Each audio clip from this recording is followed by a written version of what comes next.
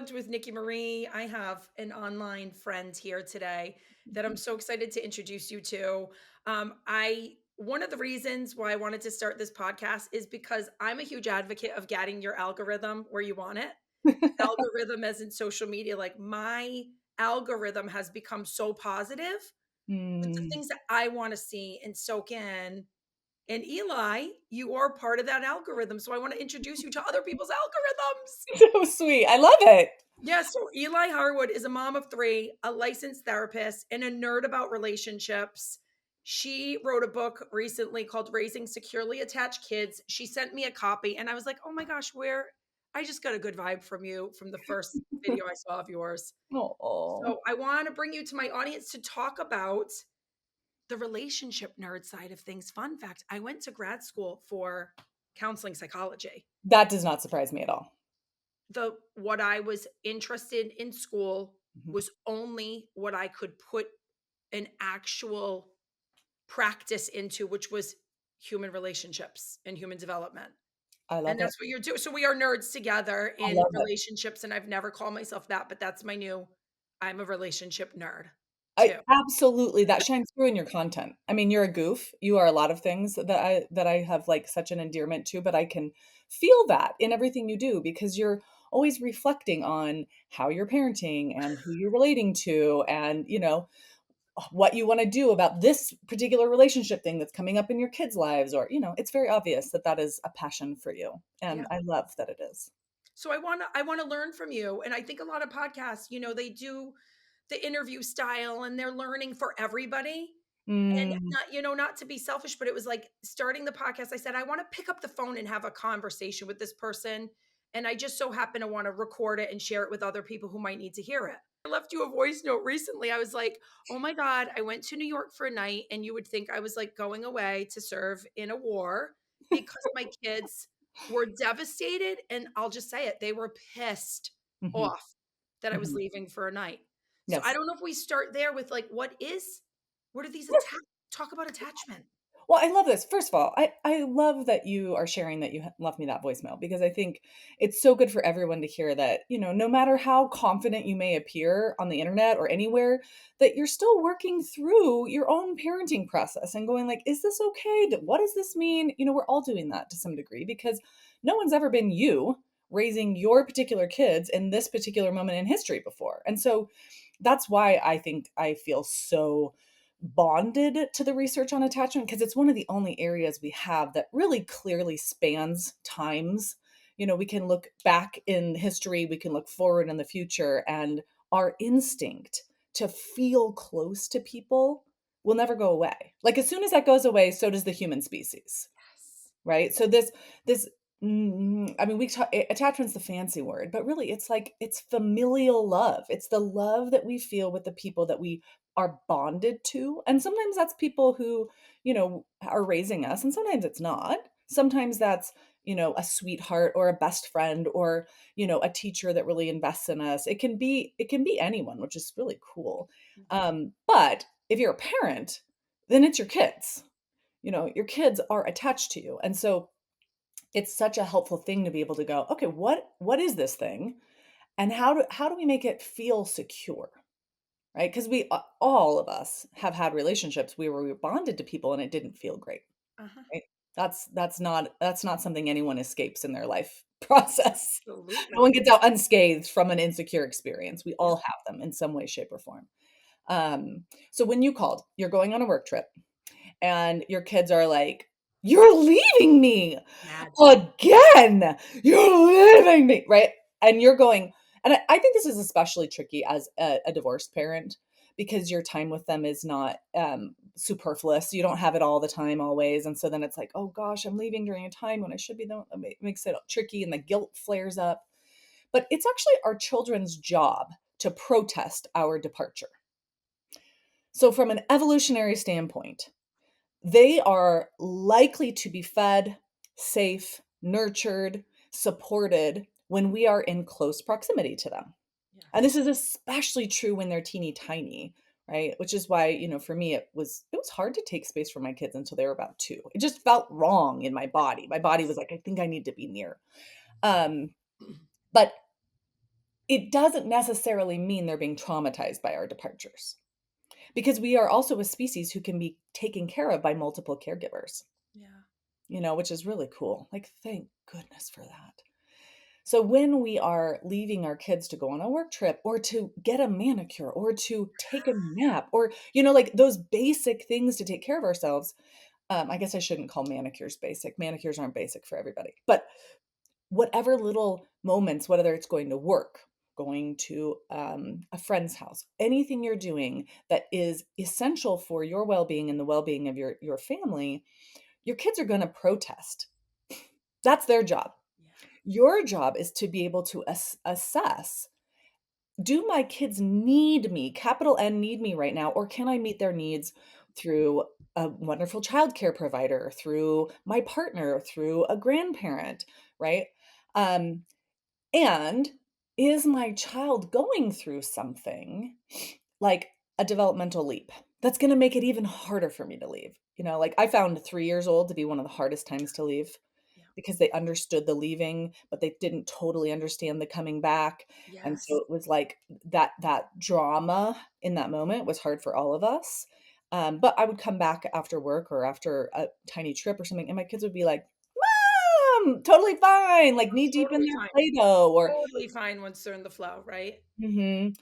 So, I mean, it's tricky and all of our kids are wired differently and some are more sensitive than other kids. So, obviously there's a lot of nuance around this. But I guess I want every parent out there to know that just because your child is protesting your departure does not mean that they are not okay and that you aren't making the right choice for your family. Right. Here's the other thing. Kids are predictability machines. They want to know like what is going to happen in my environment and why and in what way.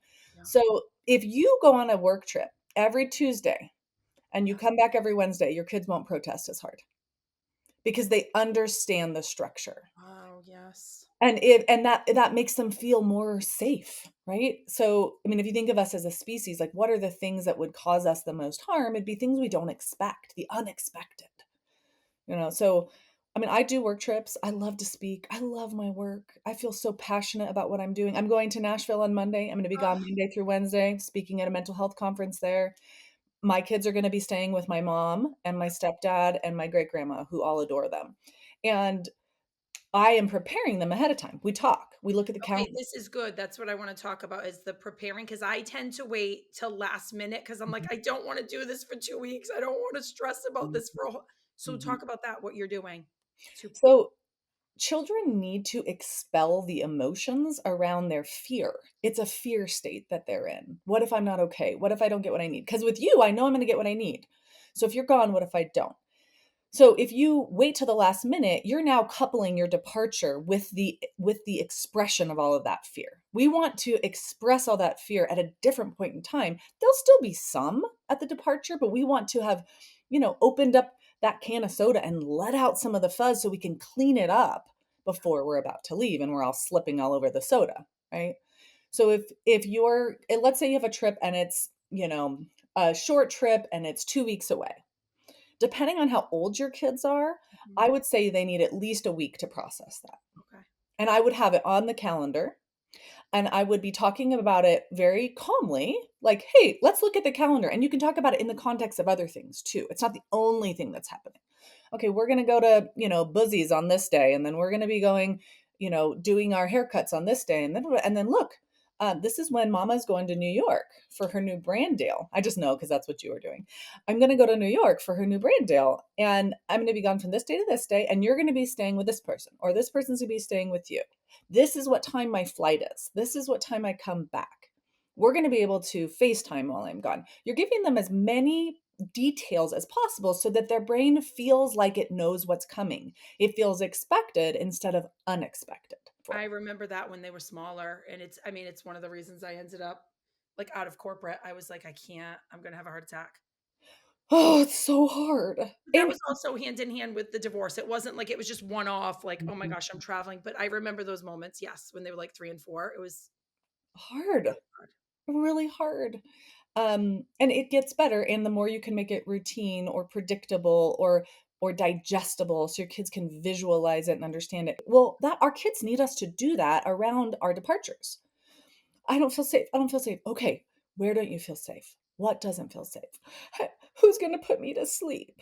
Oh, you're nervous about bedtime. Yeah. What part? You always rub my back. Oh, I love rubbing your back at bedtime. So you're really nervous there'll be no one to rub your back. Okay. Well, did you know that Yaya used to rub my back when I was a kid? She did. Yeah. Yaya is actually the grand back rubber of the family. She taught me how to rub my back, Yeah. or how to rub your back. And so, you know what we should do? I think we should go over to Yaya's on Tuesday and let's practice back rubbing. And then Yaya gets to practice rubbing the back and they go to, "Oh, okay." And we can be playful in that moment, like, "How's she doing? Is it as good as me? It's too hard. Okay, Yaya, ease it up on the pressure. Okay." And you play in that moment. And now this thing that felt scary doesn't feel so scary anymore. It has a different meaning because we've walked with them through that emotional experience. And it's amazing what pops up. Sometimes our kids are thinking about things and anticipating things that we haven't yet. Yeah. And they're like, I worry about mine with sometimes with again, like when I interviewed Joe Frost, a lot of what came up for me was like this overcompensating. And I know that so many women related, right? There's something that happens in your life and you just are feeding that yes, need that you have to fix it or make it better. yeah. So for me, knowing that when my ex and I first separated, it was like they were so little Yeah. and the changing of the every other weekend. So now I just feel like still their inner 3 and 4 year olds who were like, oh my gosh, I'm going to have to leave mom for 3 nights. It was so much of that. And now we don't have that same schedule. So when I Well, do go same away, it's right. So I'm overcompensating for that time that I know they were little and they're still feeling that. It's scary. So one thing I would say to you is, have you given yourself space and time to grieve that when they were little, it didn't get to be the proximity and the rhythm of closeness that you wanted it to be? Yeah, I think I'm very much a silver lining person where I'm like, oh my gosh, thank God I had left my job because, Mm, most people, and I know that this is a gift. I know that this was something that I was able to do that many people can't, mhm, is have so much time with them. mhm. So that's my silver lining is I went through a lot of shit, but look at what I was Yeah, able to so create for us. well, I love this. It's very adaptive to be able to look and Yeah. and have perspective. That's adaptive. Yeah. But if we don't release grief from our bodies, Yeah. it houses itself as anxiety. Well, yeah. And so when you say overcompensating, I'm like, "Girl, you haven't quite, like, given yourself permission to break down and let out Yeah. some Oh, of you what should see me when I go into Gracie's little, like, memory box that the hospital gave me. I just, like, like, Yeah. just I can't it's out of body Mhm. that I went through that, and I know, again, so many people can relate to this, is, like, when you go through hard things, there's this adaptability factor, Yeah. whether Yes. it's adrenaline or whatever other hormone is like, "I Yes. got you. Yes. We could do this," and then you look back, you're like, I cannot believe that I was able to overcome that. Right. You had grit. You had grit and you got through it, and what I would say to you, and this is important in helping our children through hard things too, is that grit gets us through it. Perspective can keep us moving forward, but we do need grief to clear out the disturbing material that's resting in our nervous systems. This is the perfect segue into something. So, Diary of a CEO, Steven, there was a Mhm. clip. He recently interviewed a divorce attorney, and I'm not going to get the name right now. But the divorce attorney came on and said that the biggest problem in divorce is where parents are so obsessed with their children, Mm. right? Mhm. So obsessed that their children become their entire identity. Now, I Mhm. want to lean on you for this because all I Oh, yeah. could think about is I had a plan when I had my daughter. I had a plan to keep growing the corporate ladder, keep going up the corporate ladder, keep leaning in. I Yeah. had a vision that I was going to be the woman traveling with the nanny and doing Mhm. all the big stuff.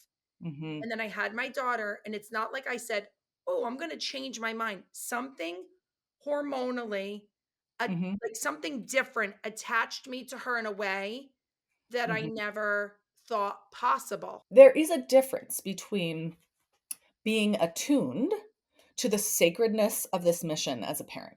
It is Mhm. a sacred mission. And we can feel that in our bodies, in our souls. And so we might make a choice like, yeah, I'm not going to run this corporate thing anymore because I've got a different mission that feels Yeah. more important to me. That's not obsessing about your kids. That's not the problem that divorce attorney is talking about. The problem is when we aren't attuned and we live in a state of anxiety where there's no nuance around it. So every single thing, every single possible thing our child might feel is like the law, right? And so like, oh my gosh, my child doesn't want me to go to work, so then I shouldn't go to work, right? Well, that's a different problem. Like you were talking about a spiritual awakening in your body that Mm. said, wait a minute, I want to put these resources I have towards this other mission.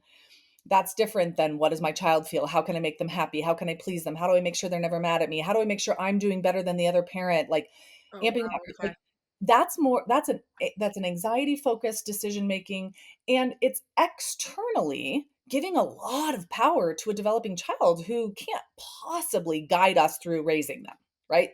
So we have to be raising them and not allowing them and their feelings and their process to be determining how we're caring for them as a parent. We care about what they feel. So and this is very nuanced.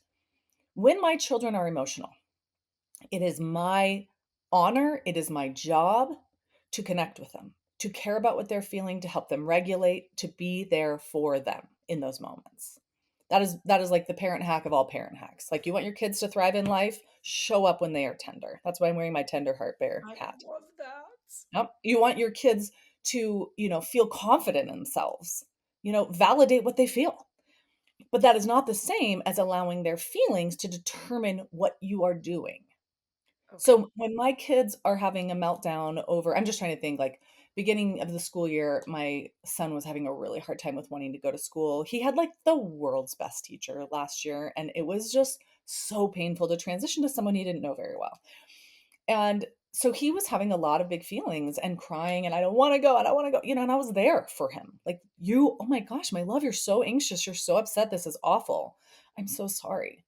And we're going to go to school because I'm going to tell you why. Because I know you can do this. And if I kept you home right now, it would only get harder and harder to go to school. And you would start to believe that you can't handle this challenge that you are facing. And I know you can handle it. And you're not handling it alone. We're going to handle it together. So I'm going to care about what you feel. Yeah. And I'm going to guide you towards growth or towards safety or towards health or towards all of these things that you have yet to master or learn because you're 9 years old, right? Yeah. So let's talk about the secure attachment. That's Mhm. what, like, tell us that if somebody's listening to this and going, "Oh my gosh, am I securely attached? Am I anxious attached?" Like, talk about that. What is all of this? Okay, so I'm gonna simplify things, but I want everyone to know that this is one of the largest bodies of research that we have in science. Mhm. So there's a lot to know. I'm sure it's like if someone's a neuroscientist and someone's like, "Tell us about the brain." Oh, absolutely. You're Like, hitting the nail on the head with my algorithm. I'm like, you're like, "My ADHD? Explain that to me." ah, Yes. what part of the brain?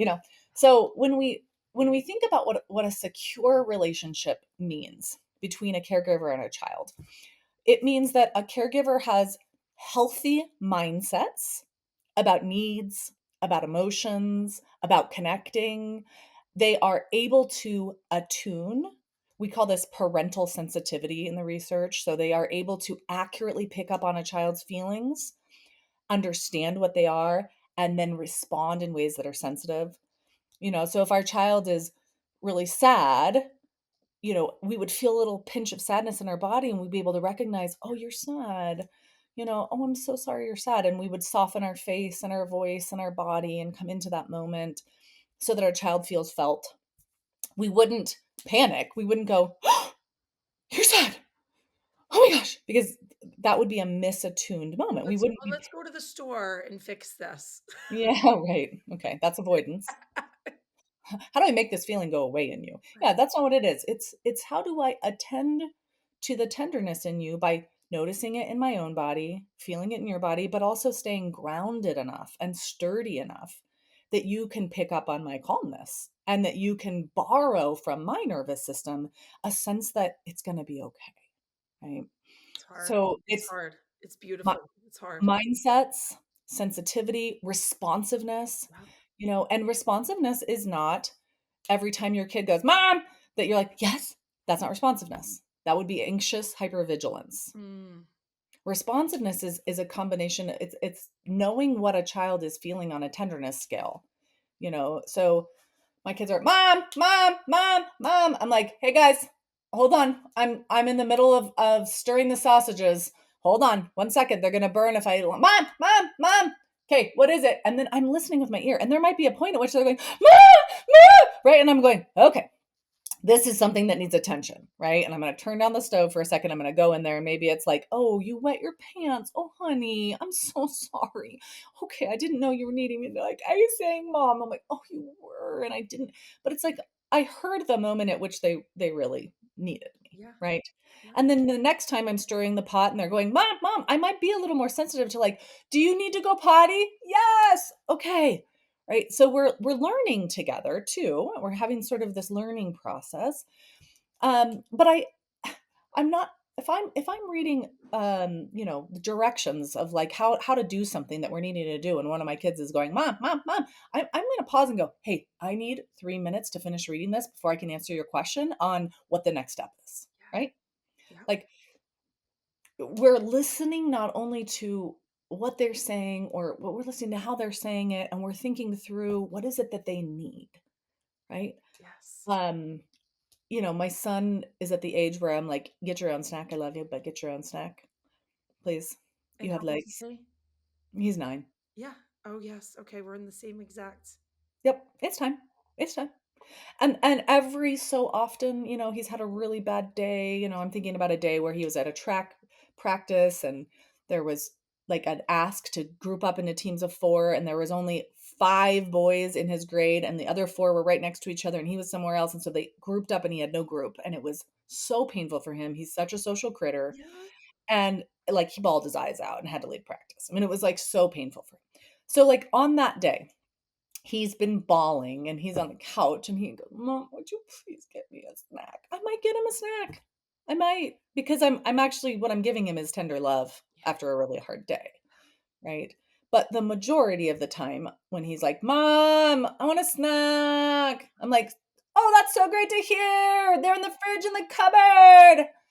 "Mom," I'm like, "I know, honey, I'm in the middle of doing some work. It doesn't make any sense for me to go get you a snack when I'm in the middle of working and you're in the middle of sitting on your bum. Love you." Oh my gosh, I need that. Mhm. And he's I fine. do. I do. I tend to, like, I'll be honest with you, and I'm saying this so that other people can say, "Oh, wow," like, they could feel what I'm feeling. I absolutely am at times like a servant to my kids.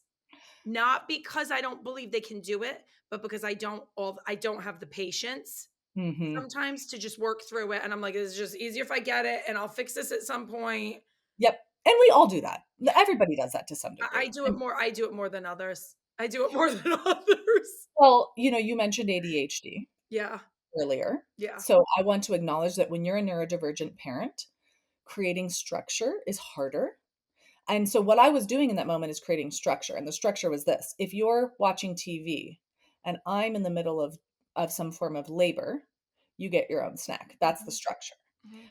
But I have to have a clarity in my own mind around what I want the structure to be.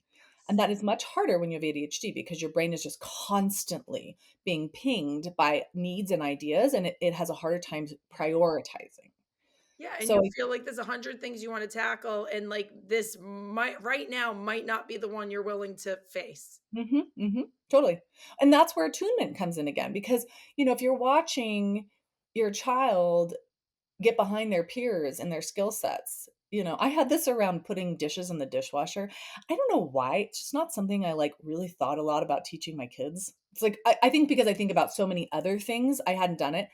And then I was having a bunch of my son's friends over, and they were all getting up after the table without being asked, picking up their dish and putting in the dishwasher, and I was like, "Fudge buckets, we are behind on this."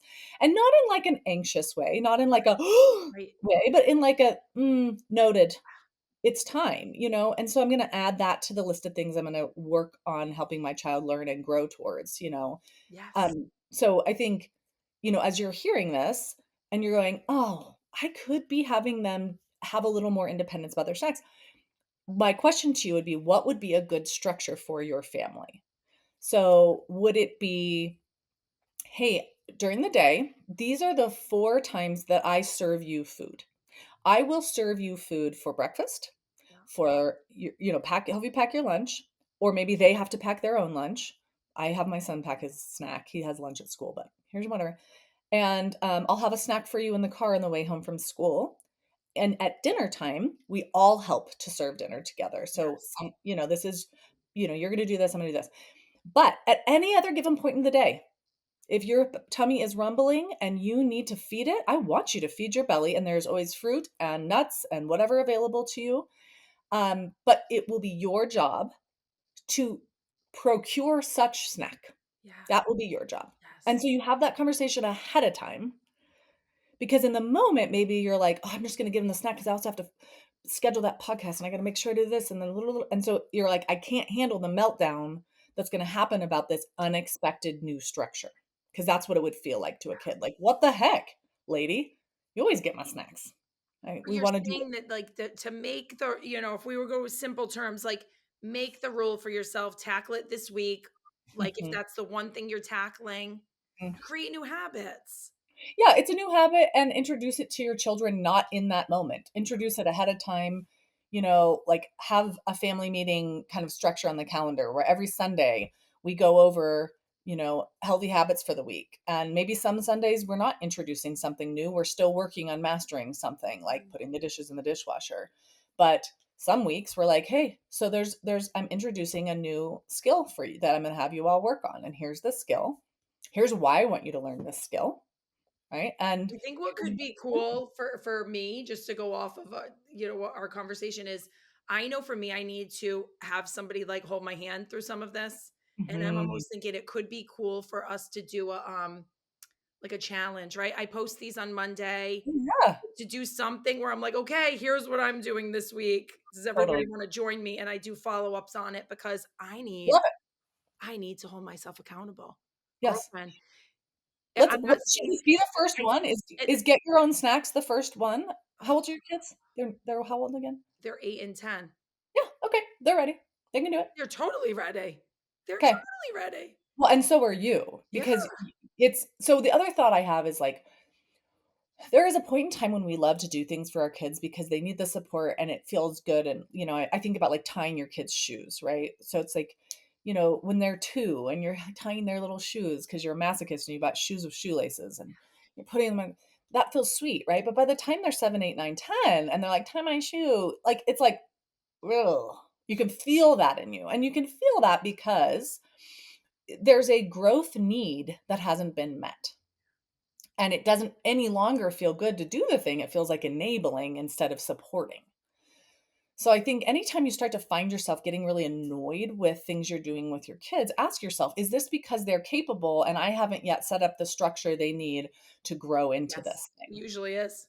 Yes. Mhm. And, So and then on the flip side, to get sentimental to all the moms out there and dads, is this Halloween, yesterday, my best friend and I were talking, and we're like, this is the first Halloween where we are not worried about what house they're at. We're standing here Mhm. in the road and our kids are doing Their the own thing. thing. And it's like Mhm. another milestone. And then my daughter came downstairs the other morning, and I thought, wow, I have not carried her Mm. in so long. So there's Mm. just so much beauty in these new phases, right? There's Yes. the beautiful ability we have to recognize this new phase we're going into. And then there's also the stuff like we're talking about now, which is, oh, the parts of this I don't like are like, oh, you can get your own snacks. How do we move into that? I Yeah. don't want to let them go from being my babies forever, but there's something healthy about empowering them to You do. know, I do it. I don't know if I'm just a weirdo in this, but I do a little brain hack with myself around all of this, and my mom did this well, actually, also. Um, I see that, like, magical bond that we have as, like, this ongoing eternal thing. Like, I don't think it ever goes away, no matter how old they are, how big they are, whatever. And that my job is to recognize that it morphs. So, like, I breastfed my kids. That was something I wanted to do and was able to do and had the resources to do. Um, But when it was time to transition to a bottle, I was like, it's okay. It's okay because they're still being held in my arms and I'm still feeding them and we're still gazing into each other's eyes. This is a shift in the mechanics, but the love has not shifted, Right. right? So, yes, our kids need to be carried for a long time and then they stop needing to be carried physically, but they always need us to carry them emotionally. So I may not be carrying you with my arms, but I'm going to carry you with my attention. I'm going to carry you with my awareness. I'm going to carry you with the space I make in my life for you. Um, and and that is going to go on and on and on and on. And if we can be strong enough to watch this love morph Yeah. instead of trying to keep it shaped in a particular way, our kids will stay close with us their whole life long. Yeah. And close will not mean they call us every day or they breastfeed or they want to be held. That Right. like close the meaning of close changes across the lifetime. But close is a grown-up child who wants to call you and talk about a problem they have at work because they trust that you will have empathy and understanding and maybe a token of wisdom here or there. Like how cool will that Yeah. be? Like to me, that's Absolutely. as sacred as those early skin to skin bonded years. It's just that the closeness is shifting. And so we're holding this sacred flame as it changes shape, but it is still that same sacred flame, you know? Whatever the secret sauce is that my family gave to me, it's like I want so much of that for my own kids. And you don't hear a lot of that on the internet. You hear a lot of like cycle breaking, Yes. right? All that. You don't a lot of times hear the voice of the kid who's like, I love the way I grew up. Yes. So I But you am have that voice. I love it and I'm proud of it and I want to spread it to the next generation who are trying to break the cycle because I'm a walking Yes. testimony of like I went off to college. I was so excited for Mm. that next chapter of my life. I was not scared. I was not anxious. And I think a lot of my generation felt the same way as we got dropped off and we felt fully equipped to do it.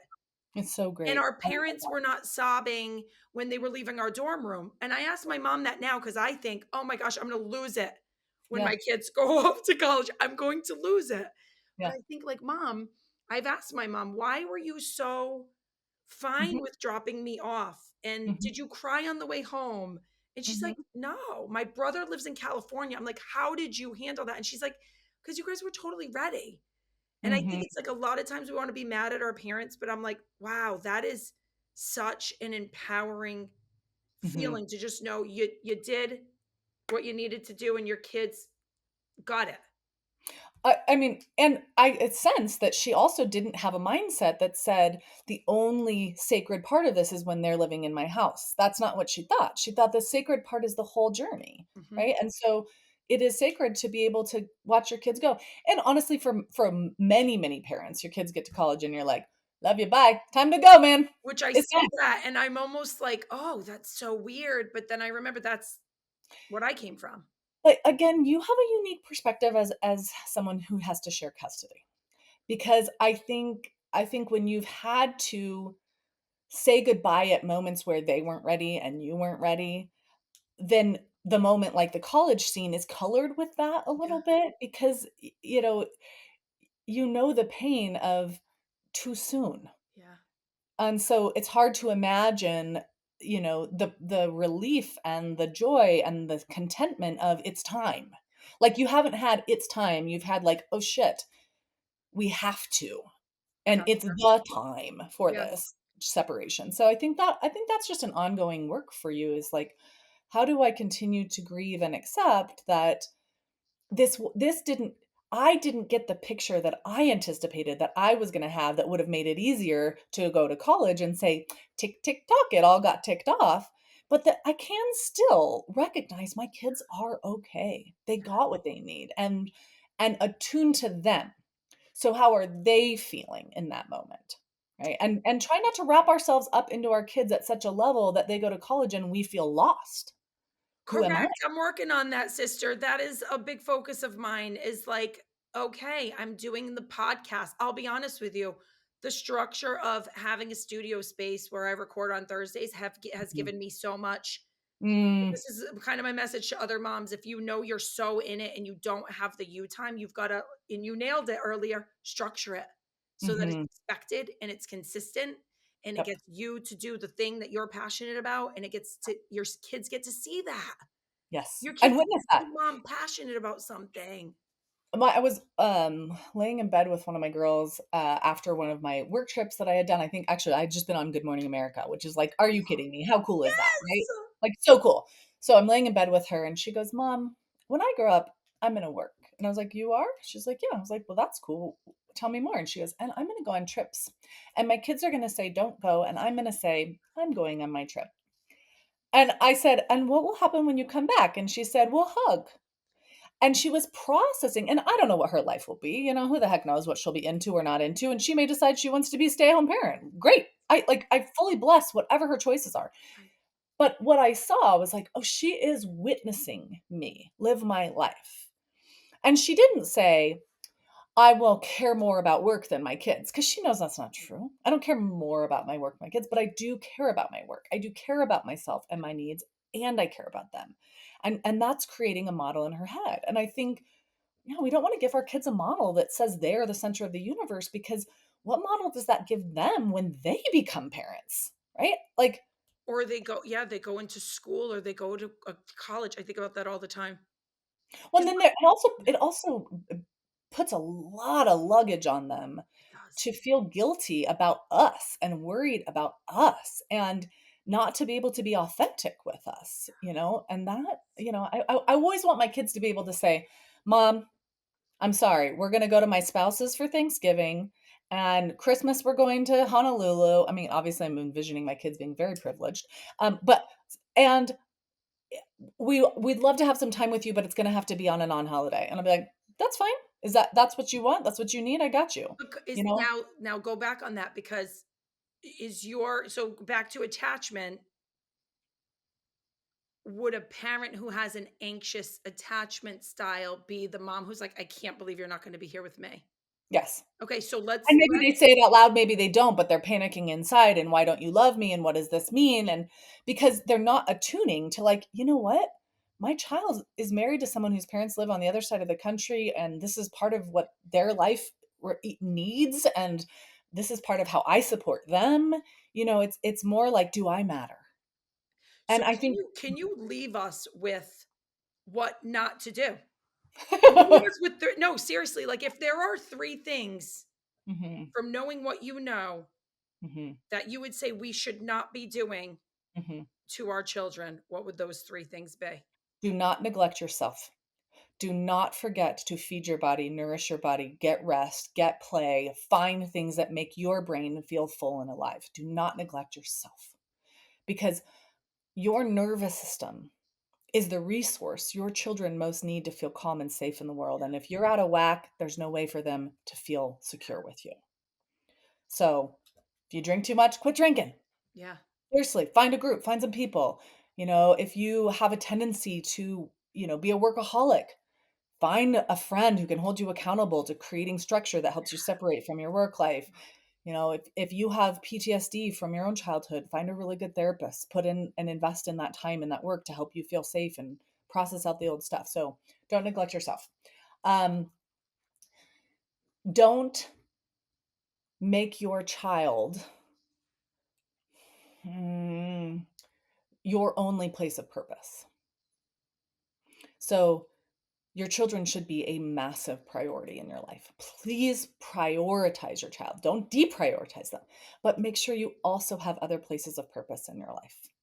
Okay. That's Because huge. otherwise, your children feel the burden of taking care of your sense of purpose in the world. Yes. Um, don't obsess about being a perfect parent. Please don't do that. Nobody's perfect. We all lose our marbles. We all have moments when we are misattuned, when we are, overreactive or we are underreactive. um, One of the worst things that we can do for ourselves and our dynamic with our kids is expect ourselves to be perfect, because then all we do is infuse that relationship with anxiety. So figure out how to parent with compassion, both towards your kids and towards yourself, and become a guru at repair. Get really good. at saying, "I'm so sorry." I could Ah, see that. yes. Oh, I missed that moment. I was distracted. I was too harsh. Not in a, "I'm so sorry I've ruined you" way. Nope, nope, nope. Just in a, "Hey, that didn't feel good. Can I have a redo?" Even if it's years later. Oh, yeah, absolutely. Yeah, sometimes you don't Because know stuff you do until see your this kids tell generally, you. right? The trends that you and I see, we're online and we know all the trends, even if people listening to this are like, "What? What are you talking about?" There is a trend of, like, this generation cutting off their parents for Mhm. reasons that have never been spoken or apologized for. Yep. Well, and I think there was a generation of parents who were led to believe that their primary job was to control their children's behavior, and that cultivated a very weak bond and a lot of pain, and I think when that, there's I know a lot of people who've had to cut off parents because the parents are so obsessed with being told that they were perfect, good parents and that they did everything they should have, that they can't say, "I'm so sorry that I was so obsessed with your weight, that I, constantly made comments on your body. I'm so sorry." Instead, it's like, "Well, what did you want me to do? Just let you be unhealthy?" Right. And then it's like our goal, your goal, my goal is to have bonds that, it's not the 18 summers that we see online. You only have 18 summers with your kids. Bullshit. No. I want many more summers than Yes. 18, and I know that that's what I'm working toward is they wanna come see me. They're not gonna be Yes. forced to, they're not gonna feel guilty for not, but they Yeah. wanna come see me, Mhm. you Yeah, know? and they won't want to do it all the time, and that's why I go back to the please don't make them your only purpose because, I have a whole list of things that I'm gonna do when my kids are less interested in me. Like, I might learn another foreign language. I don't know why I said another. I only speak one language, so that was very weird that I said it like that. I'm gonna learn, I guess, another language because I know one language. I guess it wasn't that weird. Anyway, I wanna speak French. I took it in high school. I love it. I love everything about France and French things. So, like, okay, I'm gonna do that. I'm gonna become like that gardener who always has a zucchini to hand out to every neighbor, right? I'm gonna become somebody who I think I wanna learn pottery. The algorithm has done that to me. That is 100% the algorithm. I watched, like, one pottery thing, and then it's like, "Ooh, girl." So, like, there will be things that I want to learn how to do, and I think things with a lot of purpose, too. Like, I wanna be that para that volunteers in the classroom that catches the kids that no one else wants to catch. There's things we can do with our lives that don't involve our children, so that when our children need us less, we aren't putting them in a position to feel terrible about that. We get to just celebrate that and say, "You were ready for college, kid." I love that, and leave us with one more thing from that is what is one step that someone can make, like, Mhm. today when they hear this to go, "I need to implement that. I need to Well, start somewhere." I'm gonna give you my favorite easiest tip because it's just so fun. So to create a secure connection with our kids, the easiest thing we can do is we can be expressive of our delight in their presence. So just like your dogs wag their tails and slobber all over you when you come into the room, light up when your children enter the room. So it's morning time. It's hi, bug. Good morning. Wiggle, wiggle, wiggle, wiggle, shake, shake, shake, shake, shake. It's so good to see you. Mm, Let them feel, unequivocally feel that you are glad to see them and glad to be with them. yes. And, if your kids are older and you are like, shoot buckets, I did not do that. I missed that boat. I was always tasking my kids. Did you brush your teeth? Oh, okay. Go back to your kids and say, you know what I wish I had done? I wish I had been more of a golden retriever in your life. Oh, Because inside my body, there is no one that mattered more to me. There's no one I wanted in the room, but I was so obsessed with trying to get you to do the right things that I didn't know how to show you mm. how much joy I felt in being close to you. So I'm going to start now. It's going to weird you out. You're not going to like it at first. That's okay. I'm going to start showing you what I feel when you're in the room because it is the most wonderful, glorious thing when I get to be near you. I And then you start doing it.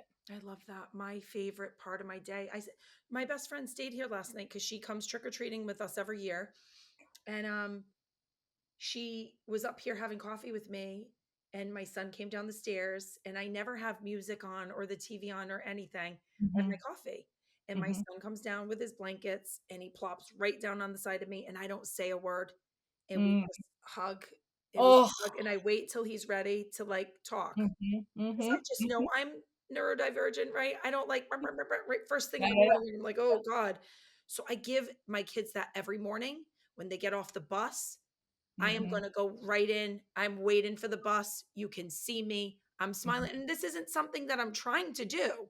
It's natural for me. But what you're saying is the importance of that is like, It's huge. It's also natural for you because you have a secure legacy. So you had caregivers who were able to do that. It won't feel yes. natural for everybody who had insecure legacies because So, it actually can feel maybe that's foolish. my tip for the ones who don't feel it is when they get out of school, it's not, how was your day? How was your day? Tell me No, about it. It's like no. a smile and a hug. And My son gets off the bus, I'm like, "Hi, bug." I yes, wrap him into a hug, he yes, snuggles in, we get in the car, and he asks the first question. I don't ask the first yes. question, which See, is usually something like, "What time or where do we or how do we or am I gonna or what's for snack or how," so right? happy to see you.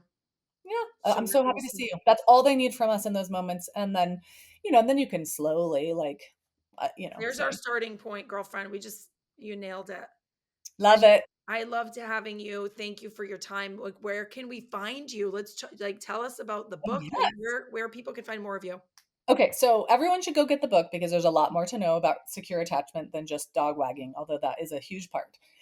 So it's Raising Securely Attached Kids. You can find it wherever you buy books, Amazon, Books a Million. It's available internationally. You can go to attachmentnerd.com/order. And I have all of the order links there for those of you who just want simplicity. There's like the audiobook, the ebook, and I read the audiobooks. So that's super fun. I know it was really fun. And then I run my mouth for free on the internet at Attachment Nerd on TikTok, Facebook, and Instagram, mostly Instagram and Facebook. But so you can find me there, and I love to comment and respond to people and answer questions as much as I can. Love it. All right. Thanks for being here, everyone. You got to meet one of my digital friends. So glad to have you here. So good to be with you, my dear. I'll eat girls, stay for more.